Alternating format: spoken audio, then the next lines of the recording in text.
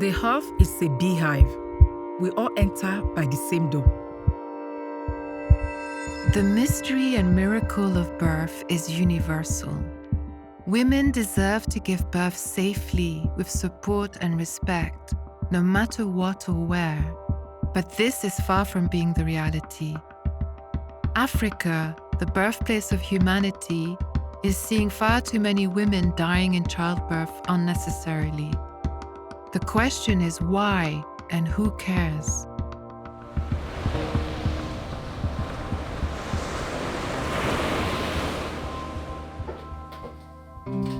I started becoming aware of birth when I first became pregnant and used to paint. As a mother, filmmaker, and birth doula, I care about women's experiences of giving birth. My intention is to raise awareness of a reality we know very little about and to focus on a remarkable project that aims to stop women from dying in childbirth.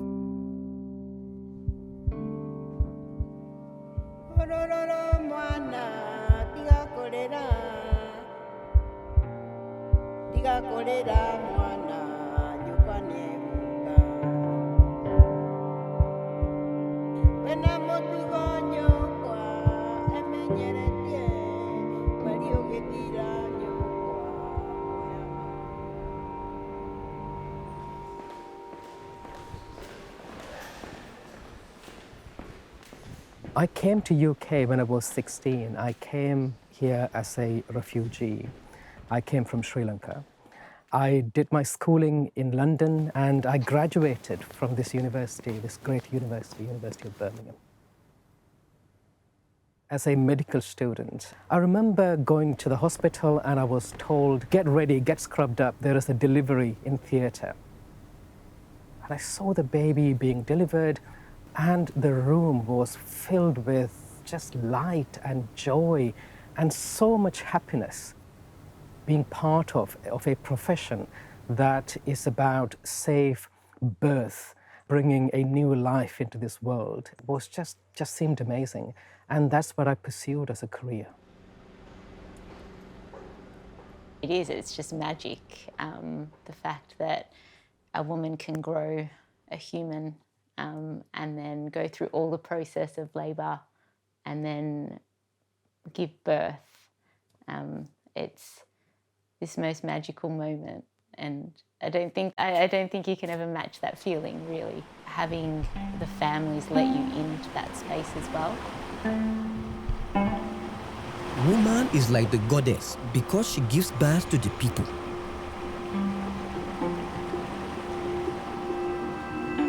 I'm blessed with 3 beautiful daughters. My middle daughter, Tara, she was born in South Africa. And it was in a nice private hospital.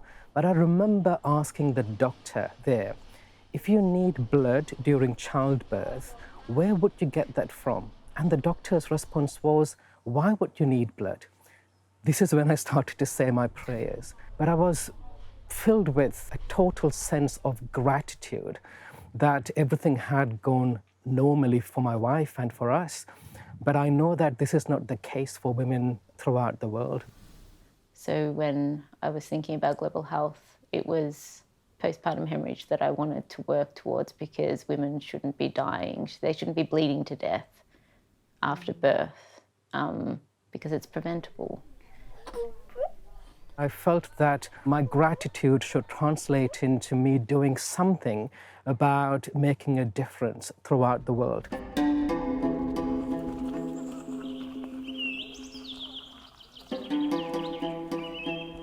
You cannot determine where your feet will land.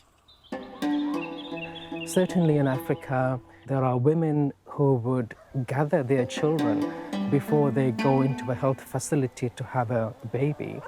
And the discussion, the communication that they would have would go something like this. Mummy is going to the hospital to fetch a new baby. The journey is a dangerous one. I need to cross many rivers and seas, and I'm not sure if I would come back from this journey. So the mother actually prepares the children for the possibility of of dying during childbirth. This is not something that we would have in this country because childbirth is safe.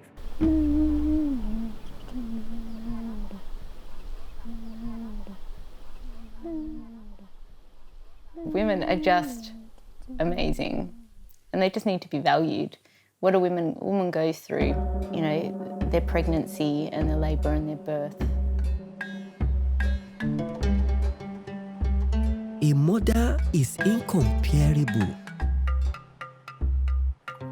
The main reason that women die during childbirth is from postpartum hemorrhage. So this is when the mother gives birth and you have a happy mother and happy child, everything seems normal, and then she starts to lose a little bit of blood, and that's not uncommon. Many women lose small amounts of blood after childbirth, but then the bleeding continues and it can become more heavy and rapid. And all of a sudden you see the color draining from her face. And within a few minutes, if you don't do the right things at that point in time, the right interventions, then within a few minutes, you will start to see that she becomes shocked and unconscious. And before long, she will collapse and she could die.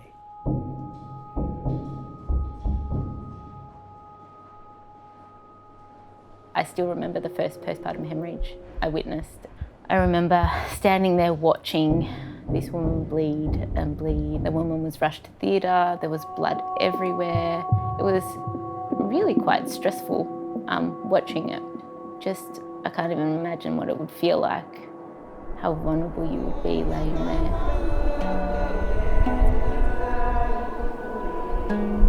So it is a very rapid sequence of events from a happy mother to someone who has died. So intervening at the right time with the right interventions is absolutely critical to save the life of these women.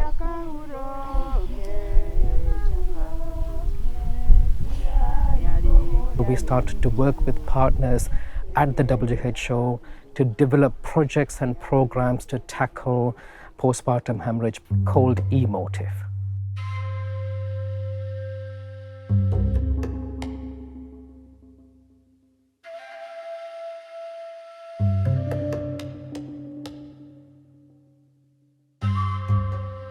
The trial, the eMotive trial, is taking place in 4 countries, in Nigeria, Tanzania, Kenya, and South Africa.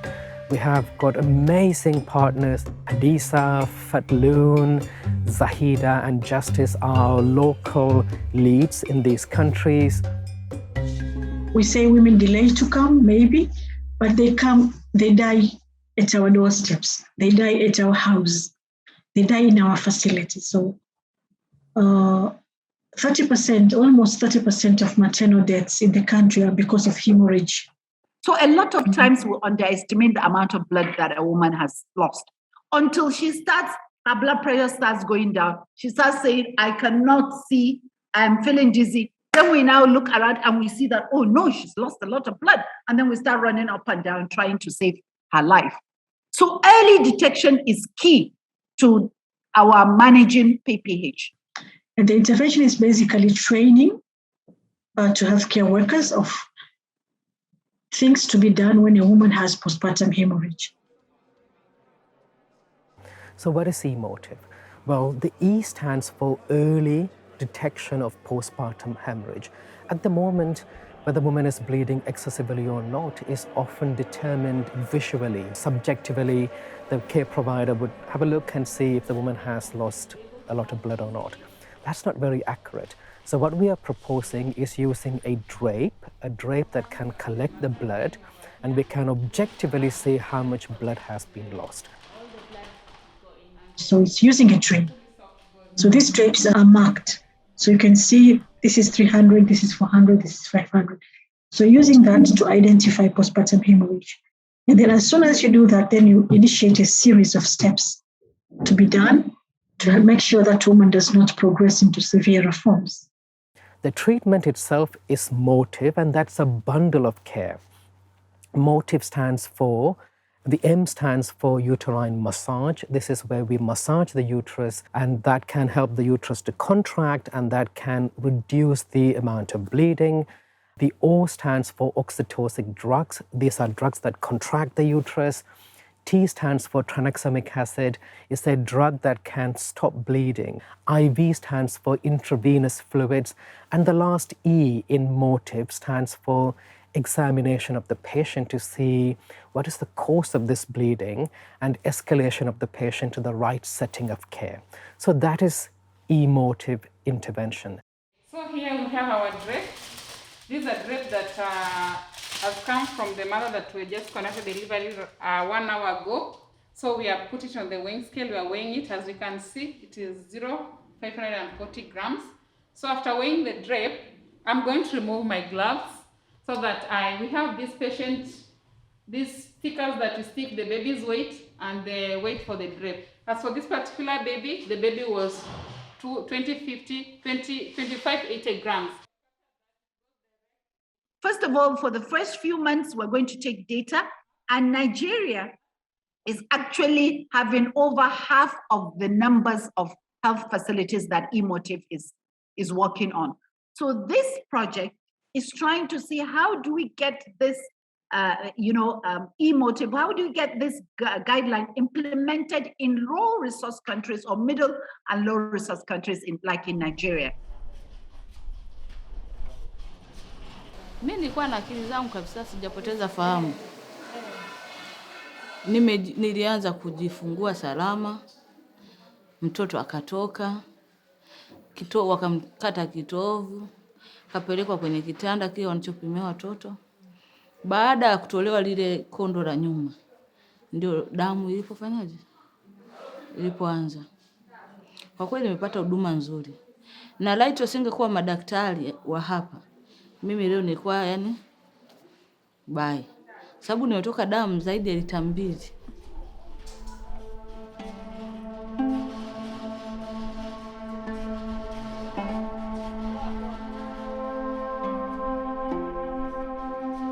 It's important to appreciate that emotive is addressing improving care for women who are bleeding in healthcare facilities. But of course, the challenges are much broader than that, starting with women even accessing care. Often women have to travel for many hours to get to a health facility, and there they may not have a healthcare provider to look after them even when they get there. There may be difficulties in terms of having the right medicines. They may not be available, or they may need to actually secure the medicines with their own funds, and they may not have access to those funds. So the problems are manifold, and we appreciate that we are trying to tackle one specific problem. But our team, the WHO Collaborating Center, we are determined to look at the broader picture too. Looking at the mortality rate, which is very high, what do you think, in your opinion, what are the obstacles? What is leading to this? The hospitals are overloaded. Mm-hmm. The traditional birth attendants are no longer allowed. The village dispensaries are not equipped to handle postpartum hemorrhage. Now, girl child education is still a huge challenge. We have thousands of our girls, or millions of our girls, that are still roaming around that are not in school. So that we have to tackle if we want to have any impact on our maternal health. The numbers are not helping. If you have got 12 deliveries in a day or 8 deliveries in a day, and you have only maybe 2-3 midwives in a shift, it's not helping. A lot of hospitals that deliver a woman don't have the facilities, the emergency obstetric care facilities. So they lack those emergency obstetric care facilities, and therefore will not be able to save a woman even if she develops a complication.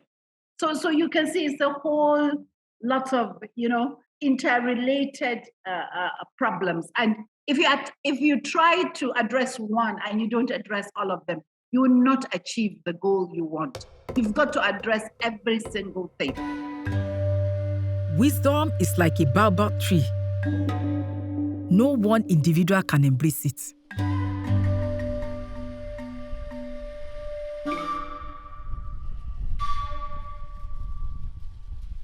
When women are pregnant, they are supposed to initiate the first visit. Ideally, it should be as soon as they found out that they are pregnant.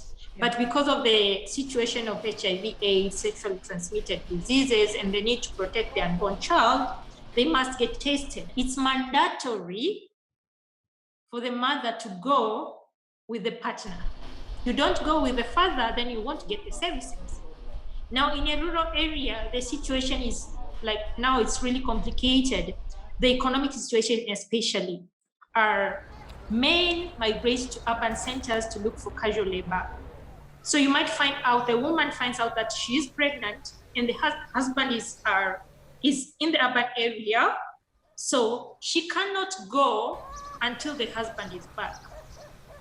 And if you're pregnant and you're not married, maybe it's from a result of an illicit sexual relationship, then in order to be attended, you have to present a letter from the local government that, okay, the father does not want to claim responsibility, so please, I need the services. So such dynamics. So it's a global and a national guideline, and when it comes down to implementation, although it has good intentions, it ends up producing unintended consequences. Pregnancy should be a very happy time, and having a child is a happy event in the family. It's very difficult for me to think of this healthy young woman who carried a pregnancy to term, comes in the labor ward and doesn't come out alive. It's quite a trauma to the family and even the nurses in the hospital. So what happens after a woman dies like that? There's a newborn who doesn't have a mother anymore, and most of the time she will be sent home to the grandmother. Life changes for everybody.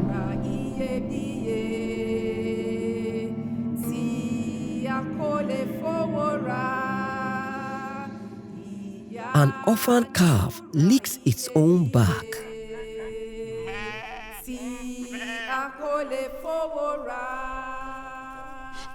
My daughter-in-law's name is Roslotoy. She was 32 years old. She used to be a farmer, and that is how she fed her kids. She gave birth at the hospital at around 11 p.m. at night. She wasn't due yet. But then, she started bleeding.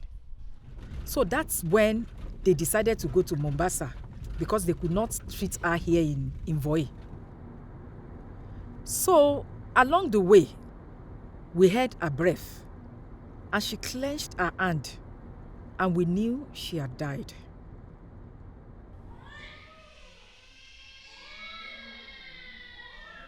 We do not like it when somebody dies, as we will want them to be here with us. But when the Lord says it's your time, you cannot do anything about it. I've been taking care of the baby. I have no choice. She's now my child, and I have to take care of her.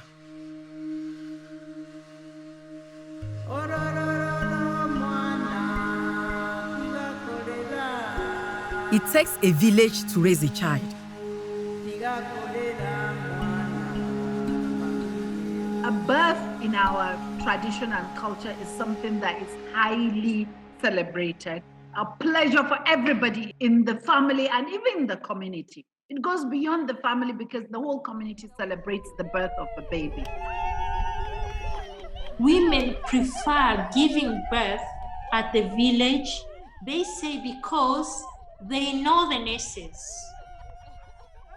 And another thing is, the relatives can actually sit outside on the veranda waiting for you giving birth in the delivery room. Most of our hospitals, we don't allow people in. We don't allow relatives. We don't allow husband. Now you come to a healthcare system. First of all, the environment is foreign to you, not like your home. Then you have to lie down.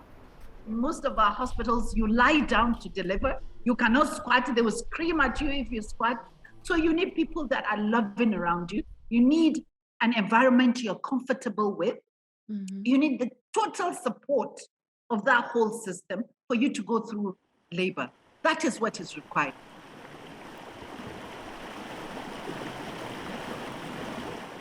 when a woman goes into labour.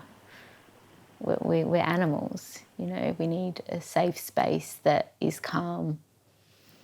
And when you feel stressed, you release adrenaline, and it has an impact on your labour. So a safe environment emotionally and culturally is important.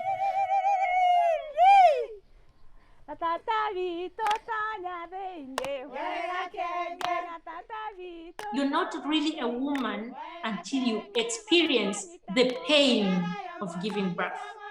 Portrays the feminine power, the woman's power. I am a mother, I am a woman. So they celebrate the pain. They call it a good pain. A good pain. Yeah, it's a good pain. The ability to tolerate the pain of giving birth. The complex cultural challenges that we're working with you have to be sensitive to a lot of things. Because this is a global project. It's beyond just our countries. We can show to the world, you know what? All you have to do is use a bundle approach. So that is what we want to prove. As a midwife, it's quite empowering knowing that you have tools and a way forward to manage if a woman's bleeding, if you're still waiting for a doctor to come, you can do something. If there is one message that I wish to put out to healthcare providers, to policymakers throughout the world, it would be this. Please, please start to see the constant tragedy that is unfolding right in front of us. From postpartum hemorrhage, every 6 minutes a mother is dying. And I think the important thing is to start to ask why and start to understand the specific problems in your setting. And hopefully what we are doing, the emotive intervention and other work would inform your solutions. But it's really important to start to look at this and open your eyes.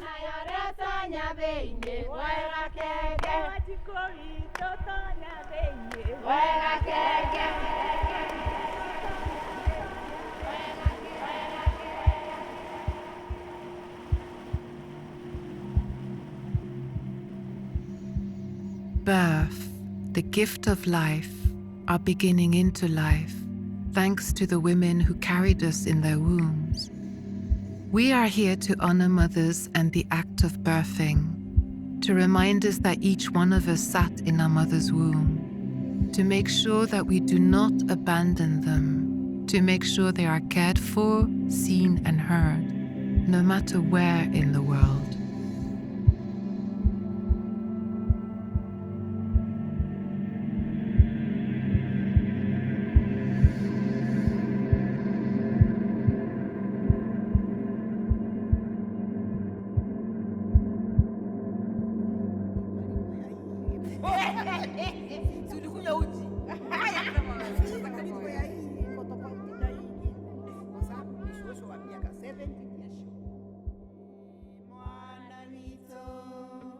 Mwana wito diena wega, mwana wito,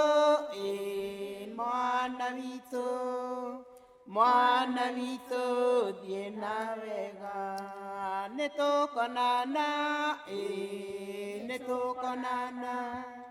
netokonana kumatwine, netokonana, netokonana kumatine duko nevigo totigairie hanini toke duko nevigo totigairie hanini toke gayaro koiga gayaro koiga naimere amatwine gayaro koiga